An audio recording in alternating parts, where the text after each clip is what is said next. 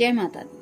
आज का टॉपिक है दोपहर के वक्त की उनके दिल की बातें। और हमेशा की तरह टैरो में से लेंगे हम 6 कार्ड्स और ओरेकल में से लेंगे 6 मैसेजेस। तो शुरुआत करते हैं कार्ड शफल करके।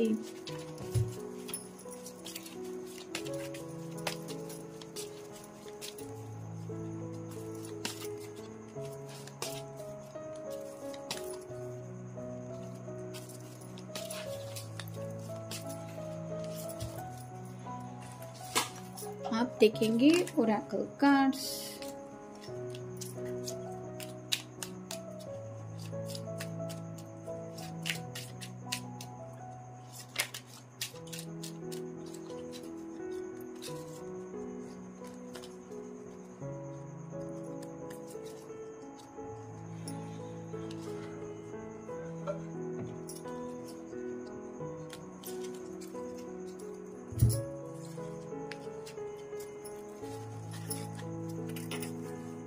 पहला जो कार्ड मिला है वो है 9 ऑफ वैंड्स का। फायर साइन एरीज, लियो या फिर सैजिटेरियस। कहीं ना कहीं काफी ज्यादा इंतजार करके ये पर्सन थक चुके हैं। किसी किसी को शायद थोड़ा सा दर्द भी हो रहा है और ये पर्सन क्लोज है बहुत ज्यादा हेवी बर्डन के। यानी कि यहाँ पे एक्शन प्लान भी काफी ज्यादा शायद इन्होंने रेडी करके रखे हैं, लेकिन मे भी हो सकता है एक भी एक्शन प्लान वैसे वर्क नहीं कर रहा है जैसा ये चाहते हैं। इसलिए जैसे हम सोचते हैं और वैसे बात नहीं बनती, तो ऑब्वियसली ऐसा लगता है जैसे सिर अब सोच सोच के मान लीजिए फट जाएगा, इतना ज्यादा दिमाग तकलीफ देने लगता है। वैसे ही शायद इस पर्सन की हालत हो रही है एक्शन प्लान को लेके। फिर है 5 of cups, water sign Cancer, Scorpio या फिर पाइसेस। 3 कप है जो छलक चुके हैं। यहाँ पे 2 ऑफ कप की एनर्जी में ये पर्सन आना चाहते हैं, लेकिन ये एनर्जी मिल नहीं पा रही, जिसकी वजह से ये बहुत ज्यादा सैडनेस में है। उनको ऐसा लग रहा है कि आखिर जिंदगी में है क्या सैडनेस के सिवा, क्योंकि यहाँ पे जो शॉल का कलर है वो आपको दिखाई दे रहा होगा, ग्रे कलर है जो रिप्रेजेंट करता है इनके जज्बातों को सैडनेस में उलझा हुए यहाँ पे महसूस हो रहा है। और जैसे ये 3 कप छलक चुके हैं, इसका मतलब है हो सकता है आप अगर किसी मेल पर्सन के लिए रीडिंग देख रहे हैं तो वो ड्रिंक्स वगैरह भी काफी ज्यादा करने लगे हैं, क्योंकि उनके प्रॉब्लम का सोल्यूशन नहीं मिल रहा। तो किसी किसी को शायद हैंगओवर भी हो रहा है। फिर है 2 of swords, air sign Gemini, Libra या फिर एक्वेरियस। कम्युनिकेशन नहीं हो पा रहा। जैसे यहाँ पे आंखों के ऊपर पट्टी बंधी हुई है और इसने हार्ट के ऊपर क्रॉस बना के रखा है, वैसे ही हो सकता है कोई तो है इस रिश्ते में जो बात करने को तैयार नहीं है और उसकी आंखों के ऊपर मान लीजिए किसी तरह की पट्टी बंधी हुई है, ऐसा वो बिहेव कर रहा है।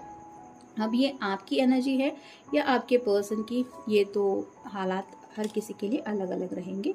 फिर है 7 of pentacles, earth sign, Taurus, Virgo या फिर कैप्रिकॉन। जैसे यहाँ पे इसने मेहनत करके ये कुछ फल वगैरह उगाए हैं, लेकिन अब इनको ये काट नहीं सकता क्योंकि अभी भी वक्त नहीं आया है परफेक्ट टाइमिंग, मतलब इनको बाजार जाके बेच सके या फिर इनसे कुछ फायदा इनको मिल सके, वो वक्त अभी तक नहीं आ रहा है। वैसे ही इनको लग रहा है कि मैंने इस रिश्ते के लिए भी काफी ज्यादा हार्ड वर्क किया है, लेकिन मुझे बदले में मिल क्या रहा है, मेरी कोई भी ख्वाहिश पूरी नहीं हो रही, तो अभी भी इंतजार ही करना पड़ रहा है। और जैसा कि पहले ही कार्ड में हमने देखा कि कई कबार ऐसी हालत हो जाती है जब हद से ज्यादा पर्सन इंतजार करता है तो फ्रस्ट्रेशन उसको फील होता है। यहाँ पे भी इस पर्सन को वैसा ही फील हो रहा है। फिर है knight of swords, air sign Gemini, Libra या फिर Aquarius. Out of the blue हो सकता है आज आपकी तरफ इनका कॉल या मैसेज आ जाए, क्योंकि इनको कम्युनिकेशन करने का मन कर रहा है, लेकिन ये अपने पूरे जज्बात आपके सामने रिवील नहीं करेंगे। जैसे यहाँ पे इस पर्सन के चेहरे पे उसने जैसे ये बड़ा सा मास्क पहन रखा है, जिसकी वजह से आप कह सकते हैं कि इसके चेहरे पे खुशी है, दर्द है, क्या है, तकलीफ है, ये नहीं देख पा रहे हम, क्योंकि ये पर्सन उनको रिवील नहीं करना चाहता। वैसे ही आपकी तरफ अगर वो रीच आउट भी होते हैं तो हो सकता है जैसे खबर लेने की कोशिश कर रहे हैं कि आपके दिल की या आपके इर्द गिर्द जो हालात है उनकी इनको इन्फो मिले, तो इसलिए भी शायद ये आपसे बातचीत कर सकते हैं। या फिर अगर ये सामने से बात करते हैं तो क्या आप उनको पॉजिटिव रिस्पॉन्स देती हैं या देते हैं, ये जानने के लिए भी हो सकता है ये बात कर सकते हैं। और फाइनल कार्ड है जजमेंट। तो कहीं ना कहीं अवेकनिंग प्रोसेस हो रही है, और जब भी किसी की अवेकनिंग प्रोसेस होती है तो उसको ऑब्वियसली खुद से लड़ना पड़ता है। यानी कि अगर खुद कुछ अलग डिसीजन ले रहा है और उसके लिए मंजिल अगर अलग चुनी गई है, डिवाइनली कुछ उसके लिए गाइडेंस उसको मिलने लगता है, और वो समझ पाना इजी नहीं होता। वैसे ही शायद इस पर्सन ने भी काफ़ी कुछ प्लान सोच के रखे थे, लेकिन अगर वो प्लान उनके लिए लिखे ही नहीं गए हैं तो वो कैसे वर्क करेंगे, और इसीलिए इस पर्सन को और ज़्यादा शायद फ्रस्ट्रेशन हो रहा है। लेकिन जैसे कहते हैं ना कि किस्मत में क्या लिखा है ये हम नहीं बता सकते। हर किसी की किस्मत एक दूसरे के जैसे नहीं होती, भले ही राशियाँ सेम हो। जैसे कैंसर या फिर कोई भी राशि लीजिए, 12 जोडियाक वाली, दुनिया भर में लोग पड़े होते हैं इस राशि के, लेकिन हर किसी के नसीब में तो वैसा ये दिन नहीं होता जैसा एक का होता है। तो यहीं पे तो बात आती है कि किसके साथ क्या होने वाला है, ये बातें कम्प्लीटली अननोन होती हैं हमारे लिए। और जैसे टैरो के कार्ड्स रेगुलरली बदलते रहते हैं, रीडिंग सेम नहीं रहता, वैसे ही हर किसी के लिए कब कौन सा कार्ड मैच होगा ये तो हम भी नहीं जानते होते। तो यूनिवर्स का मैसेज इन तक शायद यही पहुंच रहा है कि have a faith in universe, और शायद यही बातें अब उनके समझ में आ रही हैं कि सब कुछ हमने भले ही सोच समझ के कुछ डिसाइड किया है या फिर जैसे कहीं पे कुछ इन्वेस्टमेंट वगैरह किए हैं, लेकिन उसका सच में बेनिफिट मिलने वाला है या नहीं ये तो किस्मत की बात है। वैसे ही यहाँ पे कुछ बातें हैं जिनमें ये खोए हुए हैं। अब देखते हैं ओरेकल कार्ड्स हमें क्या बताते हैं। Fill up from the healing water of Mother Earth's sacred springs and connect to her heartbeat. Become as one energy. यहाँ पे वही है, हीलिंग की एनर्जी चल रही है। जैसे मदर अर्थ की भी बात हो रही है, तो नेचर से थोड़ा सा इस पर्सन का कनेक्शन बढ़ रहा है, जिसकी वजह से आप कह सकते हैं कि इनके अंदर एनर्जी चेंज हो रही है। मतलब अगर ये पहले थोड़ा इमैच्योर बिहेव कर रहे थे, तो अब इस पॉजिटिव एनर्जी की वजह से वो इस बदलाव को महसूस कर पा रहे हैं। और जैसे अगर इनकी आदत नहीं है इतना सीरियसली ज़िंदगी को लेने को, तो आप समझ सकते हैं कि उनके लिए थोड़ा टफ जा रहा है। Next day, it is easy to love and accept the light side of yourself. It takes courage to acknowledge and love the darker side. तो हर किसी में अच्छाई और बुराई ये तो बातें होती ही रहती है, लेकिन यहाँ पे वही बात आ रही है कि हमें खुद के अच्छाइयों को और बुराइयों को भी एक्सेप्ट करना पड़ता है।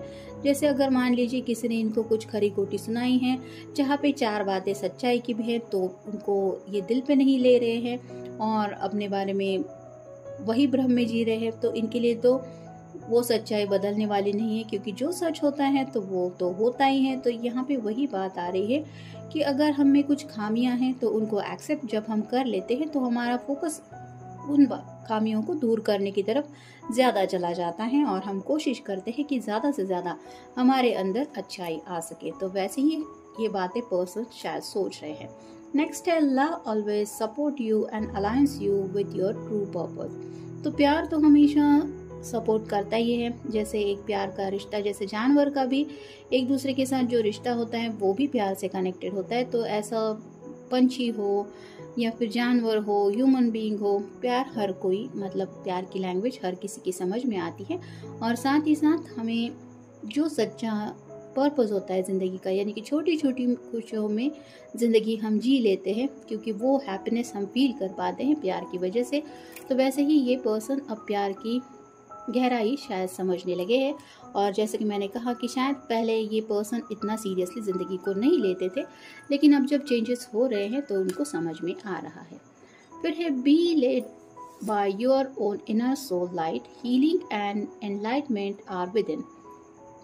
तो यहाँ पे भी वही बात आ रही है, हीलिंग चल रही है और कहीं ना कहीं उनको अंदर से इंस्पिरेशन मिल रही है आपसे कनेक्ट होने की। यानी कि अगर डिवाइनली आप दोनों का कनेक्शन लिखा हुआ है, तो भले ही ये पर्सन कितने भी प्लान क्यों ना करे ज़िंदगी में आगे बढ़ने को लेके, डिवाइन उन्हें यही एहसास शायद दिला रही है कि तुम इस पर्सन के बिना ज़िंदगी में नहीं आगे बढ़ सकते। और ऐसी अगर कुछ बात है तो वही बात एक्सेप्ट करने में हो सकता है इस पर्सन को थोड़ा प्रॉब्लम आ रहा है कि मेरी मर्जी से क्यों नहीं ज़िंदगी में कुछ हो रहा।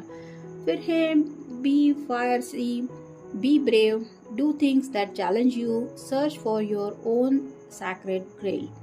तो यहाँ पे वही बातें आ रही हैं कि ये शायद अपनी मर्जी से ज़िंदगी जीने वाले इंसान हैं, यानी कि वही करेंगे जो इनका मन है।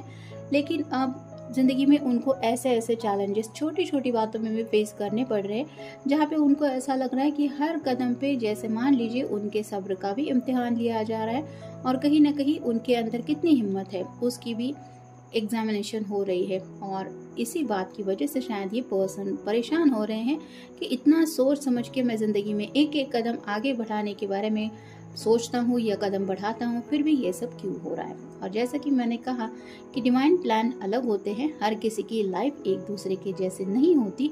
भले ही बर्थडे एक सेम हो, ईयर सेम हो या फिर इनफैक्ट डे भी सेम हो, टाइमिंग भी सेम हो, फिर भी चेंजेस होते हैं। यही तो बात होती है एस्ट्रोलॉजी की। और फाइनल कार्ड है heal through changing your story, being in the moment, don't look back. तो इनकी स्टोरी में काफी ज्यादा चेंजेस आ रहे हैं, यानी कि जैसा कि मैंने कहा हेवी बर्डन के करीब पहुंच रहे हैं ये। बहुत स्टोरी शायद इनके दिलो दिमाग में चल रही थी, करियर को लेके हो सकता है, फैमिली को लेके हो सकता है, अपनी ख्वाहिशों को लेके हो सकता है, लेकिन इस तरह से वक्त करवटें बदल रहा है जिसकी वजह से इनकी जो स्टोरी है वो कम्प्लीटली अलग ही हो रही है, जिसको शायद ये एक्सेप्ट नहीं कर पा रहे हैं और इसीलिए ये प्रेजेंट में जी नहीं पा रहे। कुछ बातें पास्ट की याद करते रहते हैं या फिर सीधे पहुंच जाते हैं फ्यूचर में कि उस वक्त अगर ऐसा हुआ तो क्या होगा, और इस वजह से प्रेजेंट में जीना भूल रहे हैं। और इसीलिए शायद यूनिवर्स इनको, या फिर एंजल आप कह सकते हैं कि जजमेंट का कार्ड आया है, एहसास करा रहे हैं कि जो भी जिंदगी है वो बस इसी लम्हे में है। आगे का ना तो हमें पता है, ना तो पास्ट को हम चेंज कर सकते हैं। तो यही ये कार्ड बता रहा है, डोंट लुक बैक। अब पीछे मुड़ के मत देखो, जो हुआ सो हुआ, उन बातों को लेट गो करो और ना ही फ्यूचर को इमेजिनेशन में खुद को इन्वॉल्व करो। तो being in this moment, present में जीने के लिए इस पर्सन को कुछ सबक सिखाए जा रहे हैं। और जब ये प्रेजेंट के बारे में सोचते हैं तो कहीं ना कहीं आप अभी भी उनसे कनेक्टेड है, ये बातें उनको दिल से महसूस होती है और शायद इसीलिए ये आपसे कुछ बातें शेयर करने के लिए, या फिर अगर आप उनसे नाराज है या फिर ये पर्सन ही खुद आपसे बातचीत नहीं कर रहे थे, तो जैसा कि यहाँ पे नाइट ऑफ सॉर्ड्स का कार्ड मिला है, ये कम्युनिकेशन करने के बारे में सोच रहे हैं। तो ये था आज का रीडिंग, जनरल रीडिंग है, आपके साथ जितना रेजोनेट हो उतना ले लीजिए। मिलेंगे नेक्स्ट रीडिंग में।